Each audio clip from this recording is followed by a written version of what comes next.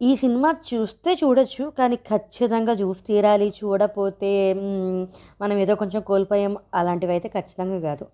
ఏదో అలా ఎళ్ళిపోయింది. జనాలు ఎందుకు ఇలాంటివి తీస్తారు, ఇలాంటివి చేస్తారు అని అనిపిస్తూ ఉంటుంది. కానీ సినిమాని సినిమాలో చూడాలి కాబట్టి పర్లేదు.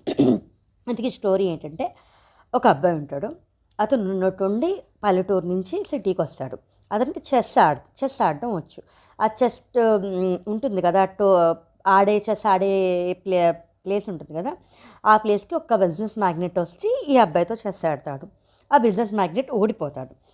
ఆ బిజినెస్ మ్యాగ్నెట్ ఓడిపోయాడని చెప్పి, ఈ అబ్బాయి ఆడాడని చెప్పి, ఇతని మీద ఒక కన్సర్న్ వచ్చి అతనితో మాట్లాడుతూ ఉంటాడు.